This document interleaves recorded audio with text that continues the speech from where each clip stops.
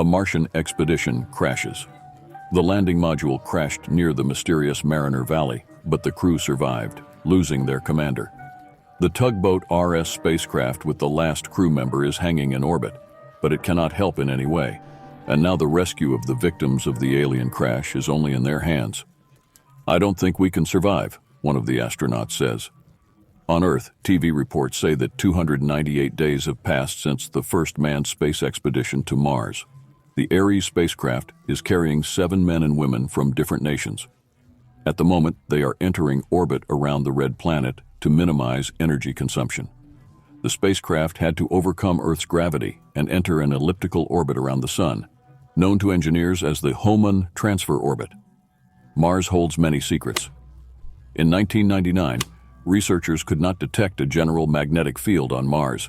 However, they found many magnetic fields and strange gravitational anomalies. Half a century ago, man set foot on the moon, the spacecraft's captain, Andrei Vishniak, says. Now he must tame the red planet. Although it has taken much longer than expected, man must prove that he is capable of achieving goals that seem unattainable. The countdown begins. The ignition is turned on, and the spacecraft sets off. But on approach to Mars, the landing module crashes. Although the instruments are destroyed, the people remain unharmed, all except the captain, who died at his flight station. The survivors soon realize that their situation is not enviable. It is impossible to restore pressure in the hangar, and the rover is destroyed. But most importantly, there has been a malfunction in the Ares computer. It is now in orbit right above their heads, but it cannot enter the atmosphere, and there are no other landing modules on board. A rescue expedition can be sent from Earth, which means that they need to stay alive until then. And that's 26 months plus another year due to problems. Still, the astronauts are determined to survive. "Our situation is not as hopeless as it might seem at first glance," one of them says. "People know that traces of water are present in the atmosphere of Mars, so we need to find it. We'll have to get used to not drinking too much and breathing less. But we need to start with an assessment of the situation and a detailed accounting of all resources. It is known that each person will need about 500 liters of water." The astronauts begin their struggle for survival. They have to find water, food, and shelter. They also have to repair the Ares computer so that they can send a signal to Earth. It will be a long and difficult journey, but the astronauts are determined to make it. They are the first humans to set foot on Mars, and they will not give up without a fight. The astronauts struggle to survive. The astronauts begin their assessment of the situation. They calculate that they have enough food and water to last about 15 months, but they will need to find a way to produce oxygen and energy. Jenny Johnson is concerned about the prospect of living in spacesuits for several years. She believes that they will eventually go crazy. Herbert agrees, but he says that they have no choice. They are now shipwreck survivors, and they must do whatever it takes to survive. According to protocol, Suzanne, the chief engineer and pilot, takes over as captain. She assigns tasks to the crew. Luke is to inventory all of their supplies. Fidel is to investigate the cause of the crash. Jenny is to remove the acceleration beds from the spacecraft. And Herbert is to develop a plan to extract resources from the surface of Mars. The astronauts begin to work on their assigned tasks. Herbert comes up with a plan to extract oxygen and water from the Martian atmosphere. He proposes to use the fuel tanks from the landing module. Luke is opposed to this plan because he is concerned about the condition of the tanks. He also believes that the work would be too dangerous. In the meantime, Fidel reports that he has been able to calculate the astronauts' coordinates. They are much further from their intended landing site than they thought. What's more, the bottom of the valley that they were aiming for is surrounded by a constant fog. This is unusual, and it could be a sign of water vapor. Fidel also determines that the crash was caused by a software glitch. The glitch caused the landing module's computer to malfunction, which resulted in the crash. Suzanne orders Luke and Herbert to go outside and inspect the engines of the landing module. They may be able to use the engines to generate energy. Jenny volunteers to take care of the captain's grave. This is a difficult task, but she knows that it is important to honor the captain's memory. The astronauts continue to work hard to survive. They are determined to overcome the challenges of their situation and return to Earth safely. The astronauts face a difficult decision. The burial of the captain is a difficult task for the astronauts. Jenny is determined to do it properly, even though she knows that it is a waste of resources. Fidel is concerned about the potential for contamination. After the burial, Luke and Herbert inspect the fuel tanks. They are damaged beyond repair, so there is no hope of using them to generate energy.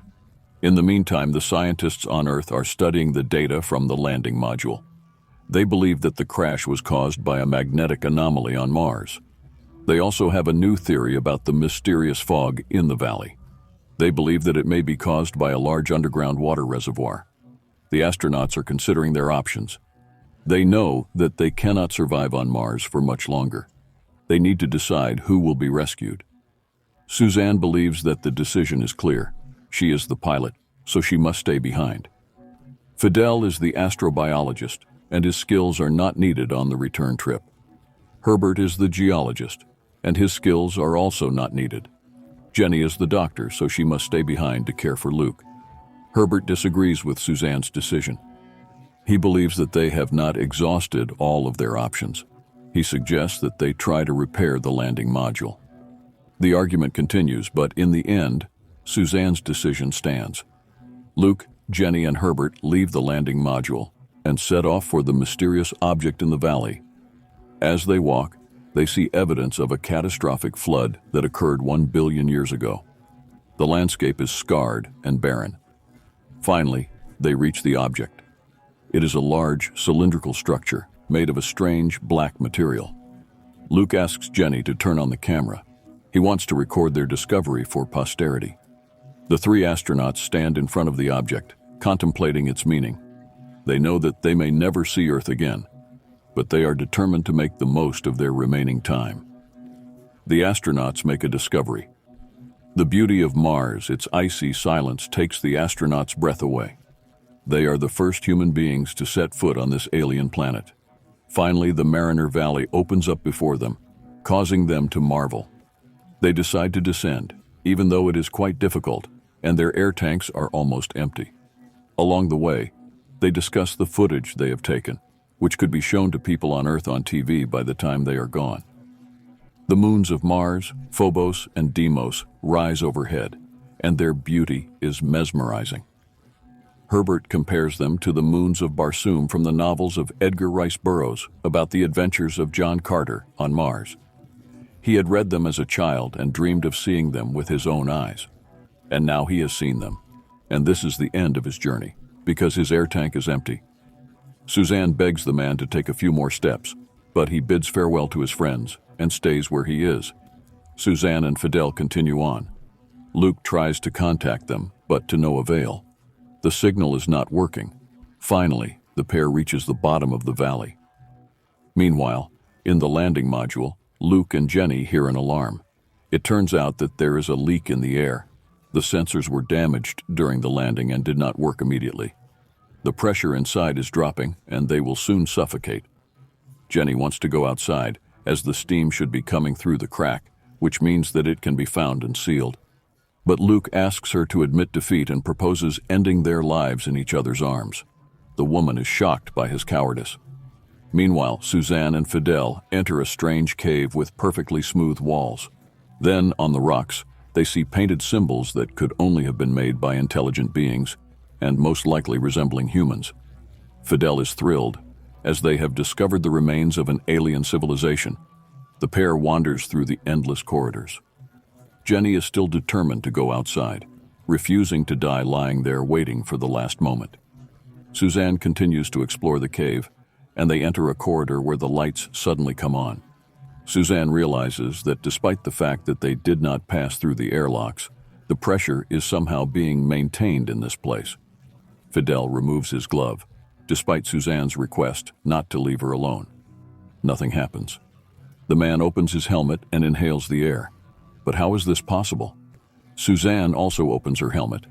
It turns out that they can live here. But what is this place? The astronauts are amazed. They have found a habitable environment on Mars, and they are the first humans to set foot in it. They are filled with hope, knowing that they can now survive on this planet. Conclusion. The story ends with the astronauts discovering a habitable environment on Mars. This is a significant discovery, as it means that humans could potentially live on the planet in the future. The astronauts are filled with hope, knowing that they have made a major breakthrough in the exploration of space. The astronauts find a new home. Suzanne and Fidel continue to explore the cave, marveling at its size and complexity.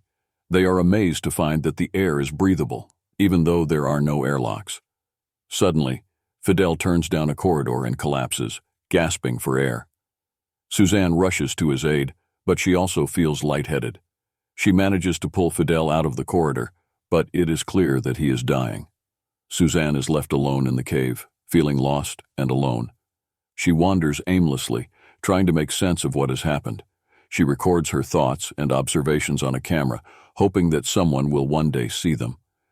As she continues to explore, Suzanne realizes that the corridors without air are marked with no symbols, while the corridors with air are marked with stars. She follows the stars, hoping that they will lead her to a safe place. In one of the corridors, Suzanne comes across a body. She approaches it and is shocked to see that the occupant is very similar to a human. She continues to walk, seeing rows of similar bodies, all of which appear to have died suddenly.